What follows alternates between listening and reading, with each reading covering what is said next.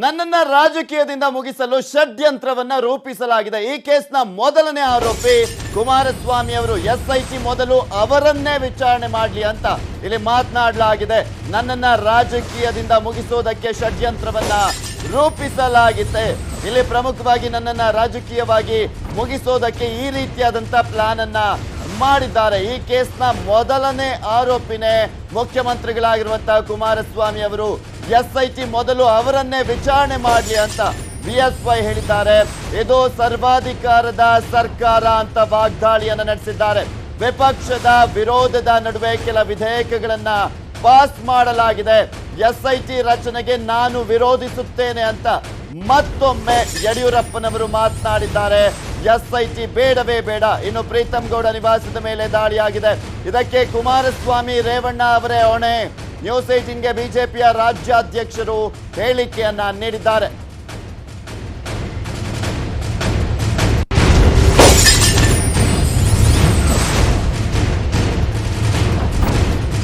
ಈ ಕುರಿತಂತೆ ಯಡಿಯೂರಪ್ಪನವರ ಜೊತೆ ನಮ್ಮ ಪ್ರತಿನಿಧಿ ಚಿದಾನಂದ್ ಪಟೇಲ್ ಚಿಚ್ಚಾಟನ ಮಾಡಿದ್ದಾರೆ, ನೋಡೋಣ.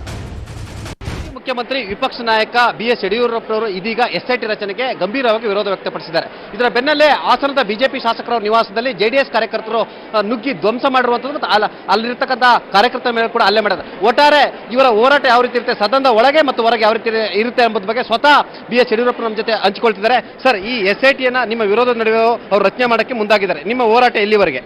ಎಸ್ಐಟಿ ರಚನೆ ಮಾಡೋದ್ರಿಂದ ಮುಖ್ಯಮಂತ್ರಿಗಳೇ ಮೊದಲನೇ ಅಪರಾಧಿ ಆಗಿರೋದ್ರಿಂದ ಈ ಎಸ್ಐಟಿ ಬದಲು ಹೌಸ್ ಕಮಿಟಿ ಮಾಡಿ, ಪ್ರಿವಿಲೇಜ್ ಕಮಿಟಿಗೆ ರೆಫರ್ ಮಾಡಿ, ಅಥವಾ ಹೈಕೋರ್ಟಿನ ಸಿಟ್ಟಿಂಗ್ ಜಡ್ಜಿಂದ ತನಿಖೆ ಮಾಡಿಸಿ ಅಂತ ನಾವು ಆಲ್ಟರ್ನೇಟಿವ್ ಎಲ್ಲ ಸಜೆಷನ್ ಕೊಟ್ಟು ಸ್ಪೀಕರ್ ರೂಮ್ನಲ್ಲಿ.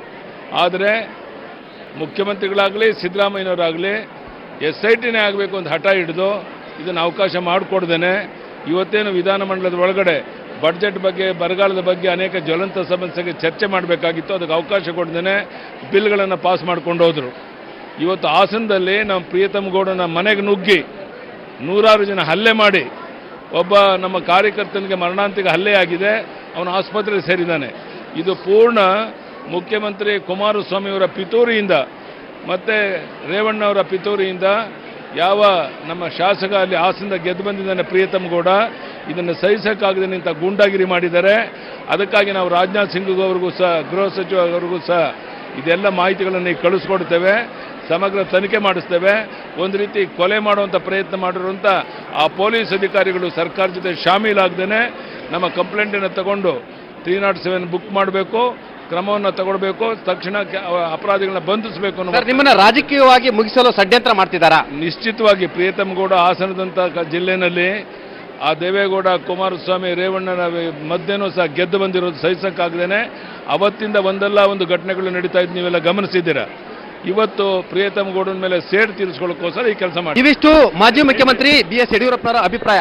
ಒಟ್ಟಾರೆ ಎಸ್ಐಟಿ ರಚನೆಗೆ ವಿರೋಧವನ್ನು ವ್ಯಕ್ತಪಡಿಸಿದರೆ, ಮತ್ತೊಂದೆಡೆ ಹಾಸನದ ಶಾಸಕ ಪ್ರೀತಮ್ ಗೌಡ್ರವರ ನಿವಾಸದ ಮೇಲೆ ನಡೆದಿರ್ತಕ್ಕಂಥ ದಾಳಿ ಸಂಬಂಧಪಟ್ಟಕ್ಕೆ ಕೇಂದ್ರ ಗೃಹ ಸಚಿವ ರಾಜನಾಥ್ ಸಿಂಗ್ ಕೂಡ ವರದಿಯನ್ನು ಕೊಡ್ತೀವಿ ಅಂತ ಹೇಳಿ ಹೇಳಿಕೆ ಮಾತನ್ನು ಕೂಡ ಹೇಳಿದ್ದಾರೆ. ಕ್ಯಾಮರಾ ಪರ್ಸನ್ ರಾಯುಡು ಜೊತೆ ವಿಧಾನಸೌಧದಿಂದ ಚಿದಾನಂದ ಪಟೇಲ್, ನ್ಯೂಸ್ 18 ಕನ್ನಡ, ಬೆಂಗಳೂರು.